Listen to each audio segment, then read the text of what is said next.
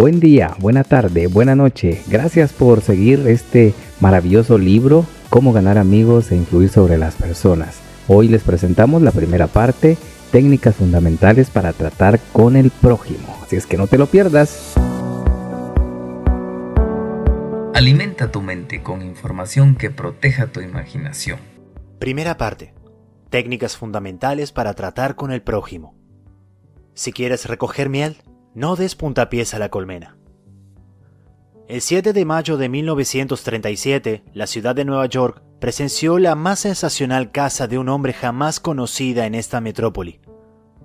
Al cabo de muchas semanas de persecución, dos pistolas Crowley, el asesino, el pistolero que no bebía ni fumaba, se vio sorprendido, atrapado en el departamento de su novia, en la avenida West End. 150 agentes de policía y pesquisas pusieron sitio a su escondite del último piso. Agujereando el techo, trataron de obligar a Crowley, el matador de vigilantes, a que saliera de allí por efectos del gas lacrimógeno. Luego montaron ametralladoras en los edificios vecinos y durante más de una hora aquel barrio, uno de los más lujosos de Nueva York, reverberó con el estampido de los tiros de pistola y el tableteo de las ametralladoras. Crowley, agazapado tras un sillón bien acolchonado, disparaba incesantemente contra la policía. 10.000 curiosos presenciaron la batalla. Nada parecido se había visto jamás en las aceras de Nueva York. Cuando Crowley fue finalmente capturado, el jefe de policía Mulrooney declaró que el famoso delincuente era uno de los criminales más peligrosos de la historia de Nueva York. Es capaz de matar, dijo, por cualquier motivo. Pero, ¿qué pensaba Dos Pistolas Crowley de sí mismo? Lo sabemos porque mientras la policía hacía fuego graneado contra su departamento, escribió una carta dirigida a quien corresponda, y al escribir, la sangre que emanaba de sus heridas dejó un rastro escarlata en el papel. En esa carta expresó Crowley: «Tengo bajo la ropa un corazón fatigado, un corazón bueno, un corazón que a nadie haría daño». Poco tiempo antes, Crowley había estado dedicado a abrazar a una mujer en su automóvil en un camino de campo en Long Island. De pronto un agente de policía se acercó al coche y dijo: «Quiero ver su licencia». Sin pronunciar palabra, Crowley sacó su pistola y acalló para siempre al vigilante con una lluvia de plomo. Cuando el agente cayó, Crowley saltó del automóvil, empuñó el revólver de la víctima y disparó otra bala en el cuerpo tendido. Y este es el asesino que dijo: «Tengo bajo la ropa un corazón fatigado, un corazón bueno, un corazón que a nadie haría daño». Crowley fue condenado a la silla eléctrica. Cuando llegó a la cámara fatal en Sing Sing, no declaró, por cierto: «Esto es lo que me pasa por asesino». No, dijo: «Esto es lo que me pasa por defenderme». La moraleja de este relato es: Dos Pistolas Crowley no se echaba la culpa de nada. ¿Es esta una actitud extraordinaria entre criminales? Si así les parece, escuche lo siguiente. He pasado los mejores años de la vida dando a los demás placeres ligeros y ayudándoles a pasar buenos ratos, y todo lo que recibo son insultos, la existencia de un hombre perseguido. Quien habla así es Al Capone. Sí, el mismo que fue enemigo público número 1, el más siniestro de los jefes de bandas criminales de Chicago. Capone no se culpa de nada, se considera, en cambio, un benefactor público incomprendido a quien nadie apreció. Y lo mismo pensaba Dutch Schultz, antes de morir por las balas de otros pistoleros en Newark. Dutch Schultz, uno de los más famosos criminales de Nueva York, aseguró en una entrevista para un diario que él era un benefactor público, y lo creía. He tenido interesante correspondencia con Louis Laws, quien fue alcalde de la famosa cárcel de Sing Sing en Nueva York, sobre este tema, y según él, pocos de los criminales que hay en Sing Sing se consideran hombres malos. Son tan humanos como usted o como yo. Así raciocinan, así lo explican todo. Pueden narrar las razones por las cuales tuvieron que forjar una caja de hierro o ser rápidos con el gatillo. Casi todos ellos intentan con alguna serie de razonamientos, falaces o lógicos, justificar sus actos antisociales, aún ante sí mismos, y por consiguiente, mantienen con firmeza que jamás se les debió apresar. Si Al Capone, Dos Pistolas Crowley, Dutch Schultz, los hombres y mujeres desesperados tras las rejas de una prisión, no se culpan por nada, ¿qué diremos de las personas con quienes usted, lector, o yo, entramos en contacto? John Wanamaker, fundador de las tiendas que llevan su nombre, confesó una vez: hace 30 años he aprendido que es una tontería regañar a los demás. Bastante tengo con vencer mis propias limitaciones, sin irritarme por el hecho de que Dios no ha creído conveniente distribuir por igual el don de la inteligencia. Wanamaker aprendió temprano su lección. En cambio, yo he tenido que ir a los tumbos por este mundo durante un tercio de siglo antes de que empezara a amanecer en mi línea de que 99 veces de cada 100 ningún hombre se critica a sí mismo por nada, por grandes que sean sus errores. La crítica es inútil porque pone a la otra persona en la defensiva, y por lo común hace que trate de justificarse. La crítica es peligrosa porque lastima el orgullo, tan precioso de la persona, hiere su sentido de la importancia y despierta su resentimiento. El mundialmente famoso psicólogo B.F. Skinner comprobó mediante experimentación con animales que premiando la buena conducta, los animales aprenden más rápido y retienen con más eficacia que castigando la mala conducta. Estudios posteriores probaron lo mismo aplicado a los seres humanos. Por medio de la crítica, nunca provocamos cambios duraderos y con frecuencia creamos resentimiento. Hans Selye, otro gran psicólogo, dijo: tanto como anhelemos la aprobación, tememos la condena. El resentimiento que engendra la crítica puede desmoralizar empleados, miembros de la familia y amigos, y aún así no corrige la situación que se ha criticado. George B. Johnson, de Enid, Oklahoma, es el coordinador de seguridad de una compañía de construcción. Una de sus responsabilidades es hacer que los empleados usen sus cascos siempre que estén trabajando en una obra. Nos contó que cada vez que se encontraba con un obrero sin su casco, le ordenaba con mucha autoridad que cumpliera con las ordenanzas. Como resultado, obtenía una obediencia desganada y con frecuencia los hombres volvían a quitarse el casco ni bien les daba la espalda. Decidió probar un método diferente, y cuando volvió a encontrar un obrero sin el casco, le preguntó si el casco le resultaba incómodo o no le iba bien. Después le recordó en tono amistoso que su misión era protegerlo de heridas y le sugirió que lo usara siempre que estuviera en la obra. El resultado de esta actitud fue una mayor obediencia a las reglas, sin resentimientos ni tensiones emocionales. En 1000 páginas de la historia se encuentran ejemplos de la inutilidad de la crítica. Tomemos por ejemplo la famosa disputa entre Theodore Roosevelt y el presidente Taft, una disputa que dividió al Partido Republicano, llevó a Woodrow Wilson a la Casa Blanca, escribió un nuevo capítulo en la Guerra Mundial y alteró la suerte de la historia. Recordemos rápidamente los hechos. Cuando Theodore Roosevelt abandonó la Casa Blanca en 1908, ayudó a Taft a que se le eligiera como presidente y luego se fue a África a cazar leones. Al regresar, estalló. Censuró a Taft por su política conservadora, trató de ser un Guido candidato a una tercera presidencia, formó el Partido del Alce y estuvo a punto de demoler el republicano. En la elección que hubo después, William Howard Taft y el Partido Republicano vencieron solamente en 2 estados, Vermont y Utah, la derrota más desastrosa jamás conocida por el partido. Theodore Roosevelt culpó a Taft, pero ¿se consideró culpable el presidente Taft? Claro que no. Con los ojos llenos de lágrimas dijo así: no veo cómo podía haber procedido de otro modo. O tomemos el ejemplo del escándalo de Teapot Dome Oil. Fue un asunto que hizo clamar de indignación a los diarios del país durante los primeros años de la década de 1920. Conmovió a la nación entera. Nada parecido había sucedido jamás en la vida pública norteamericana, al menos en la memoria contemporánea. Señalemos los hechos desnudos. Albert Folt, secretario del Interior en el gabinete del presidente Harding, tenía a su cargo ceder en arriendo las reservas petroleras del gobierno de Elk Hill y Teapot Dome, unas reservas que se habían dejado aparte para su empleo futuro por la Armada. El secretario Folt no efectuó una licitación, no señor. Entregó directamente el contrato, un negocio redondo jugoso, a su amigo Edward L. Doheny, y a su vez Doheny hizo al secretario Folt un préstamo, según le placía llamar a esta operación, de $100,000. Luego, como la cosa más natural del mundo, el secretario Folt ordenó que las fuerzas de infantería de marina que había en la zona alejaran a los competidores cuyos pozos adyacentes absorbían petróleo de las reservas de Elk Hill. Estos competidores, desalojados de sus tierras a punta de bayoneta, corrieron a los tribunales y destaparon así públicamente el escándalo de Teapot Dome. Tal fue el clamor que la administración Harding quedó arruinada. La nación entera se sintió asqueada. El Partido Republicano estuvo a punto de verse destruido y Albert B. Folt purgó su condena tras las rejas de una cárcel. Fall fue censurado crudamente, censurado como lo han sido pocos hombres públicos. ¿Se arrepintió? Jamás. Años más tarde, Herbert Hoover dio a entender en un discurso público que la muerte del presidente Harding se había debido a la preocupación mental que sentía por la traición de un amigo. Cuando la señora Fall oyó esto, saltó de su silla, lloró, mostró los puños a su destino y gritó: ¿Qué? ¿Harding traicionado por Fall? ¡No! Mi marido jamás traicionó a nadie.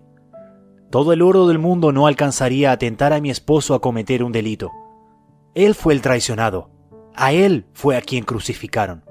Ahí está, la naturaleza humana en acción. El malefactor que culpa a todos menos a sí mismo.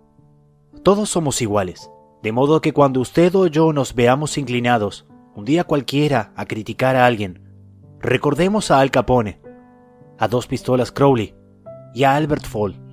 Comprendamos que las críticas son como palomas mensajeras. Siempre vuelven al nido.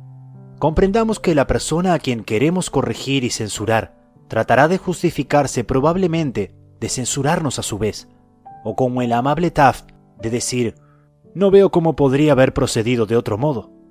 En la mañana del sábado del 15 de abril de 1865, Abraham Lincoln yacía moribundo en el dormitorio de una pobre casa de hospedaje frente al Teatro Ford, donde Booth había atentado contra él. El largo cuerpo de Lincoln estaba tendido en diagonal a través de una vieja cama que era demasiado corta para él. Una mala reproducción del famoso cuadro La Feria de Caballos de Rosa Bonheur pendía sobre la cama, y un mortecino mechero de gas daba escasa luz amarillenta.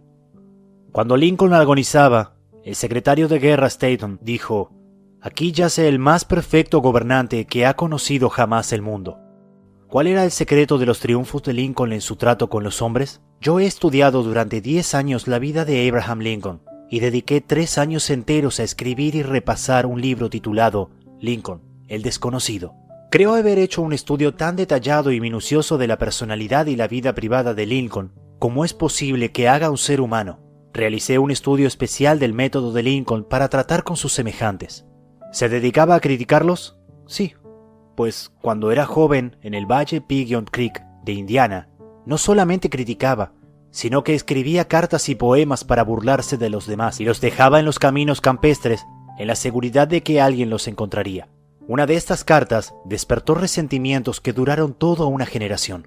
Aún después de empezar a practicar leyes como abogado en Springfield, Illinois, Lincoln atacaba abiertamente a sus rivales en cartas que publicaban los periódicos, pero se excedió. En el otoño de 1842 se burló de un político irlandés, vano y batallador, que se llamaba James Shields. Lincoln lo censuró crudamente en una carta anónima publicado en el Springfield Journal. El pueblo entero estalló en carcajadas. Shields, sensitivo y orgulloso, hirvió de indignación. Descubrió quién había escrito la carta, saltó a su caballo, buscó a Lincoln y lo desafió a duelo.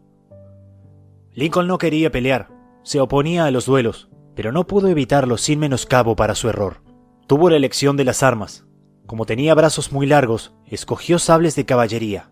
Tomó lecciones de esgrima de un militar de West Point, y el día señalado, él y Shields se encontraron en un banco de arena de Mississippi, dispuestos a luchar hasta la muerte. Por fortuna, a último momento intervinieron los padrinos y evitaron el duelo.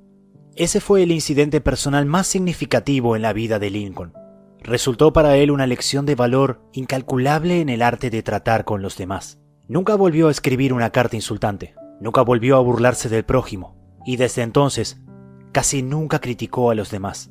Una vez tras otra, durante la Guerra Civil, Lincoln puso un nuevo general al frente del ejército del Potomac, y cada uno a su turno, McClellan, Pope, Burnside, Hooker, Meade, cometió algún trágico error e hizo que Lincoln recorriera su despacho a grandes pasos, preso de la desesperación. Media nación censuraba acremente a estos generales incompetentes, pero Lincoln, sin malicia para nadie, con caridad para todos, conservaba la calma. Una de sus máximas favoritas era: no juzgue si no quiere ser juzgado. Y cuando la señora de Lincoln y otras personas hablaban duramente de la gente del sur de los Estados Unidos, Lincoln respondía: no los censuren, son tal como seríamos nosotros en circunstancias similares. Pero si un hombre ha tenido alguna vez la ocasión de criticar, ese hombre ha sido Lincoln a buen seguro. Tomemos un ejemplo. La batalla de Gettysburg se libró en los primeros 3 días de julio de 1863. En la noche del 4 de julio, Lee comenzó su retirada hacia el sur, en tanto que una gran tormenta inundaba de lluvia la tierra. Cuando Lee llegó a Potomac con su ejército en derrota, encontró un río hinchado, embravecido, imposible de pasar ante sus tropas, y un ejército unionista victorioso tras ellas. Lee estaba como en una trampa. No podía escapar. Lincoln lo advirtió. Ahí se presentaba la oportunidad, como enviada por el cielo, la oportunidad de copar el ejército de Lee y poner término inmediato a la guerra. Así, pues con un hálito de gran esperanza, Lincoln ordenó a Meade que no convocara un consejo de guerra, que atacara inmediatamente a Lee. Lincoln telegrafió estas órdenes y envió un mensajero especial a Meade para instarlo a la acción instantánea. ¿Qué hizo el general Meade? Exactamente lo contrario de lo que se le decía. Convocó un consejo de guerra, una directa violación de las órdenes de Lincoln. Vaciló, esperó. Telegrafió todas sus excusas. Se negó rotundamente a atacar a Lee. Por fin bajaron las aguas y Lee escapó a través del Potomac con sus fuerzas. Lincoln estaba furioso. ¿Qué es esto?, gritó a su hijo Robert. ¡Gran Dios! ¿Qué es esto? Los teníamos al alcance de las manos, solo teníamos que estirarlas para que cayeran en nuestro poder. Y sin embargo, nada de lo que dije o hice logró que el ejército avanzara. En estas circunstancias, cualquier general podría haber vencido a Lee. Si yo hubiera ido, yo mismo lo podría haber derrotado. Con acerbo desencanto, Lincoln se sentó a escribir esta carta a Meade. Y recuérdese que en este periodo de su vida era sumamente conservador y remiso a su fraseología. De modo que esta carta, escrita por Lincoln en 1863, equivalía al reproche más severo. Mi querido general, no creo que comprenda usted la magnitud de la desgracia que representa la retirada de Lee. Estaba a nuestro alcance, y su captura hubiese significado, en unión con nuestros otros triunfos recientes, el fin de la guerra. Ahora la guerra se prolongará indefinidamente. Si usted no consiguió atacar con fortuna a Lee el lunes último, ¿cómo logrará hacerlo ahora al sur del río, cuando solo puede llevar consigo unos pocos hombres, no más de los 2/3 de la fuerza de que disponía entonces? Sería irrazonable esperar, y yo no lo espero, que ahora pueda usted lograr mucho.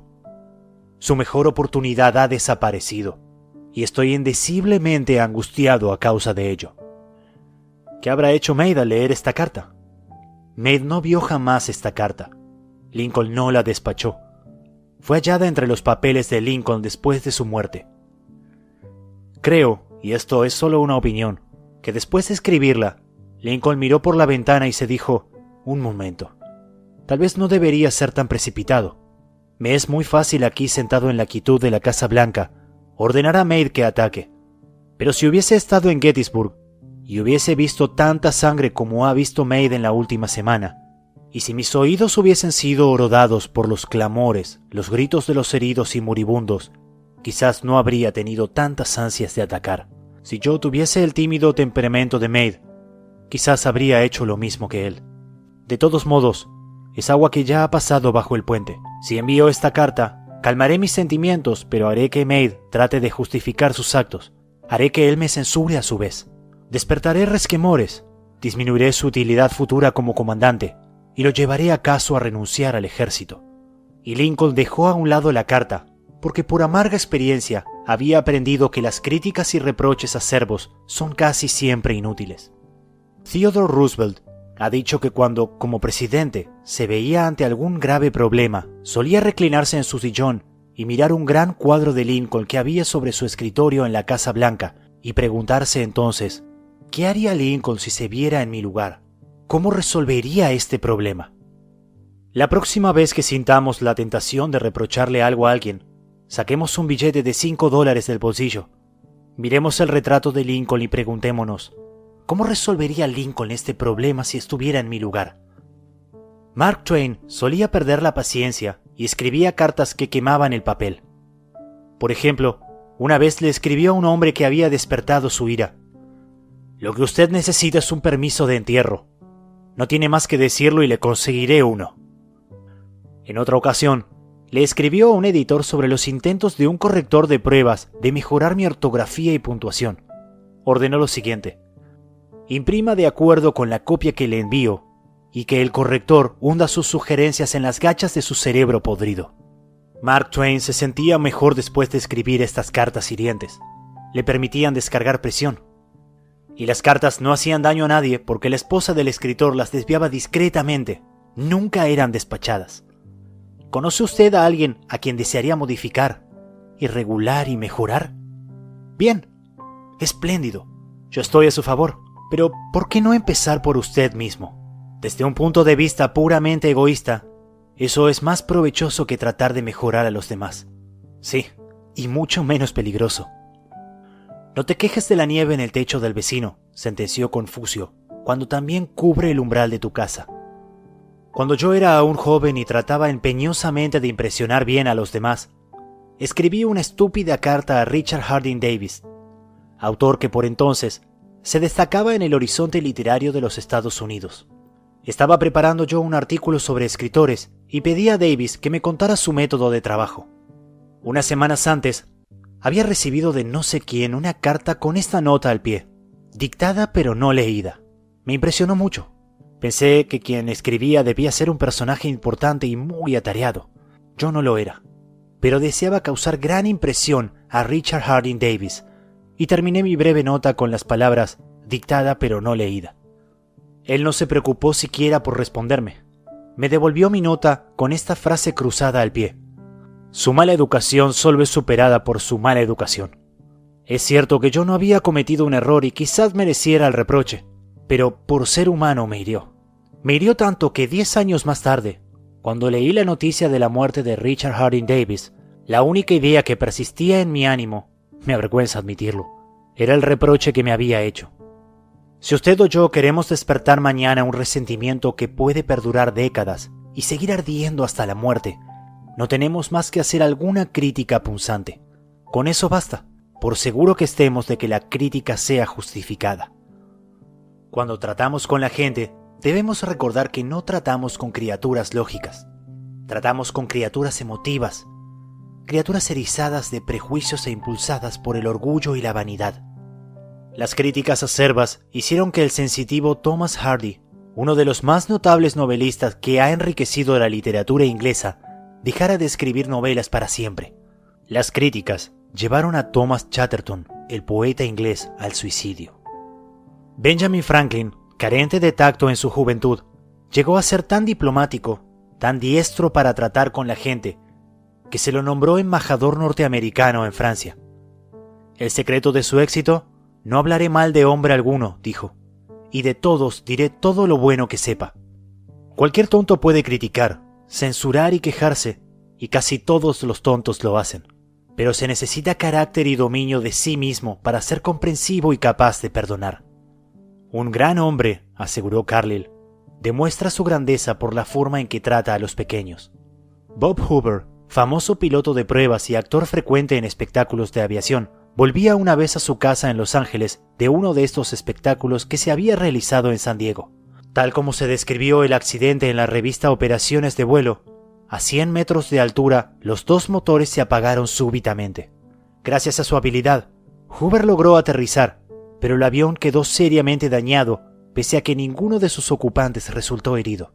Lo primero que hizo Hoover después del aterrizaje de emergencia fue inspeccionar el tanque de combustible. Tal como lo sospechaba, el viejo avión a hélice, reliquia de la Segunda Guerra Mundial, había sido cargado con combustible de jet en lugar de la gasolina común que consumía. Al volver al aeropuerto, pidió ver al mecánico que se había ocupado del avión. El joven estaba aterrorizado por su error. Le corrían las lágrimas por las mejillas al ver acercarse a Hoover. Su equivocación había provocado la pérdida de un avión muy costoso y podría haber causado la pérdida de 3 vidas. Es fácil imaginar la ira de Hoover.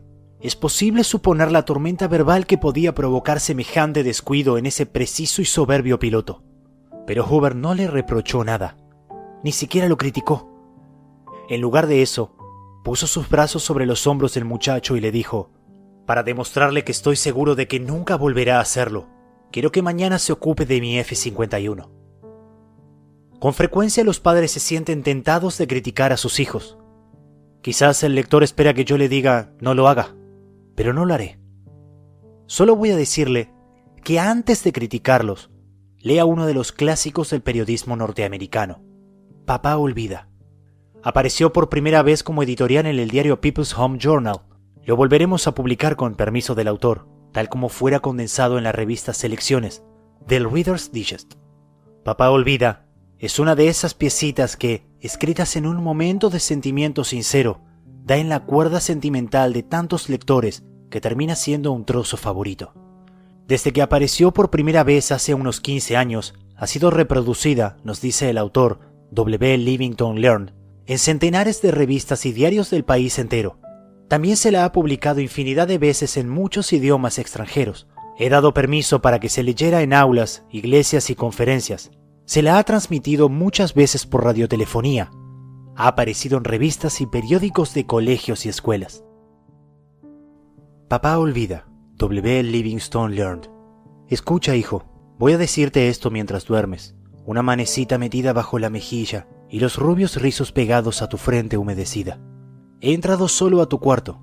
Hace unos minutos, mientras leía mi diario en la biblioteca, sentí una ola de remordimiento que me ahogaba.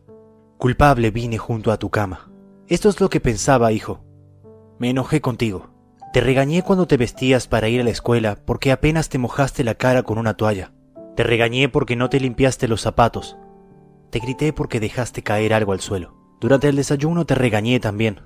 Volcaste las cosas. Tragaste la comida sin cuidado. Pusiste los codos sobre la mesa. Untaste demasiado el pan con mantequilla. Y cuando te ibas a jugar, y yo salía a tomar el tren, te volviste y me saludaste con la mano y dijiste, adiós, papito.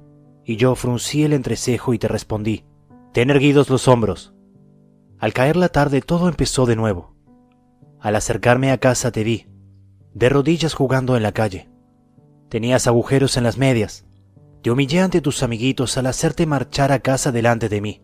Las medias son caras, y si tuvieras que comprarlas tú, serías más cuidadoso. Pensar, hijo, que un padre diga eso. ¿Recuerdas más tarde cuando yo leía en la biblioteca y entraste tímidamente con una mirada de perseguido? Cuando levanté la vista del diario, impaciente por la interrupción, vacilaste en la puerta. ¿Qué quieres ahora?, te dije bruscamente. Nada, respondiste, pero te lanzaste en tempestuosa carrera y me echaste los brazos al cuello y me besaste, y tus bracitos me apretaron con un cariño que Dios había hecho florecer en tu corazón, y que ni aún el descuido ajeno puede agotar. Y luego te fuiste a dormir, con breves pasitos ruidosos por la escalera. Bien, hijo. Poco después fue cuando se me cayó el diario de las manos, y entró en mí un terrible temor. ¿Qué estaba haciendo de mí la costumbre? La costumbre de encontrar defectos, de reprender. Esta era mi recompensa a ti por ser un niño. No era que yo no te amara, era que esperaba demasiado de ti, y medía según la vara de mis años maduros. Y hay tanto de bueno y de bello y de recto en tu carácter. Ese corazoncito tuyo es grande como el sol que nace entre las colinas. Así lo demostraste con tu espontáneo impulso de correr a besarme esta noche. Nada más que eso importa esta noche, hijo. He llegado hasta tu camita en la oscuridad y me he arrodillado, lleno de vergüenza. Es una pobre explicación. Sé que no comprenderías estas cosas si te las dijera cuando estás despierto.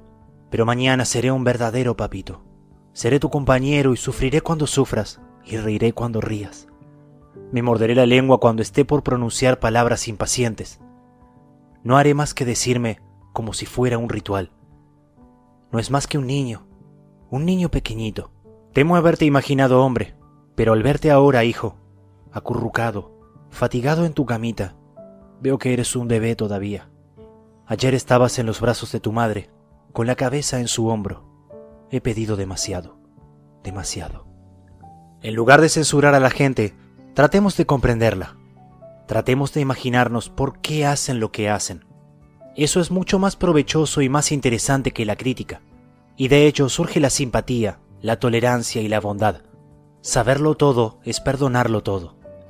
Ya dijo el Dr. Johnson, el mismo Dios, Señor, no se propone juzgar al hombre hasta el fin de sus días. Entonces, ¿por qué hemos de juzgarlo usted o yo? Regla 1. No critique, no condene ni se queje. Alimenta tu mente con información que proteja tu imaginación. En Proyecto Vida, educamos la imaginación. Somos un gran equipo. Gracias por seguirnos con la trayectoria de este magnífico libro Cómo ganar amigos e influir sobre las personas. Hoy te presentamos la primera parte titulada Técnicas fundamentales para tratar con el prójimo.